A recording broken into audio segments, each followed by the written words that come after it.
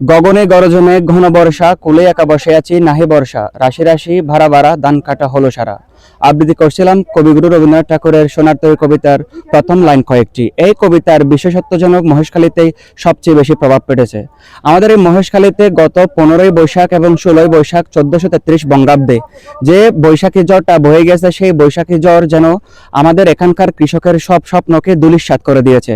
তাদের সোনার ফসলকে গুলিয়ে দিয়েছে মাটিতে, পানিতে ভাসিয়ে দিয়েছে তাদের সোনার স্বপ্নগুলো। এই কৃষকের স্বপ্ন বুনতে যে সারা বছর লাগে, সেই সারা বছরের স্বপ্নকে কয়েকটা দিনেই মাত্র কালবৈশাখী একেবারেই ধূলিসাৎ করে দিয়েছে। তাদের প্রত্যেকেরই আশা ছিল তাদের সোনার ধানে ভরে উঠবে তাদের উঠান, তারা সোনার ধানের নতুন চালের ভাত খেয়ে জীবনযাপন করবে সারাটা বছর, কিন্তু সেটা আর হলো না। কালবৈশাখী তাদের সব স্বপ্ন কেড়ে নিল। প্রিয় দর্শক, তাদের একটাই মাত্রই আশা, কখন কৃষি অধিদপ্তর থেকে তাদের অনুদান আসবে এবং তারা পাবে তাদের ন্যায্য মূল্য, কখন পাবে তাদের কষ্ট অর্জিত সেই ফসল। ইন দিলে যারগুন তারা তাতে মানি দিলে 5 ডগ 20 ডগ যারা তাতে দিলে পাইব, মেম্বার চেয়ারম্যানও দিলে সজনে পাইব, 210 জনে পাইব। সরকারের দেয়ার তাদের গরিব গুণ হলে 6 জনে না 9 জনে না পারেন দিক দেরি ঘর ঘর আইয়ের দিলি ধরো জমিদের আসিতে দিব, বিল্ডিং আছে দিতে গেলা দিব, বিল্ডিং না দিতে দিব চাই দে ঘরে ঘরে আইয়ের। বৈশাখী জ্বর আমার দ্বারা অনেক ক্ষতি হয়েছে। একখানি মারে মানে আধগানি লতি পাইছে আর আধগানি শেষ। এই লাড়ি চাড়ি লই দেব মানে যা পাইতা চুগুরি আর দুঃখ।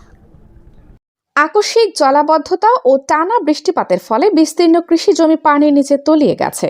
এতে চলতি মৌসুমে কৃষকেরা সারা বছরের যে স্বপ্ন, আশা ও পরিশ্রম নিয়ে ধান সহ বিভিন্ন ফসল চাষ করেছিলেন তা মুহূর্তেই নষ্ট হয়ে গেছে। মাঠে থাকা পাকা ও আধা পাকা ধান সহ অন্যান্য ফসল পানির নিচে ডুবে যাওয়ায় অনেক জায়গায় সম্পূর্ণ ফসল হানি ঘটেছে বলে জানিয়েছেন স্থানীয় কৃষকেরা।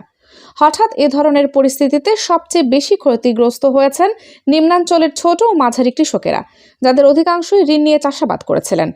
স্থানীয় কৃষকদের সাথে কথা বলে জানা যায়, মাঠে ধান সহ বিভিন্ন ফসল প্রায় কাটার উপযোগী অবস্থায় ছিল, কিন্তু হঠাৎ পানি বৃদ্ধি ও বৃষ্টির কারণে পুরো ক্ষেত তলিয়ে যায়।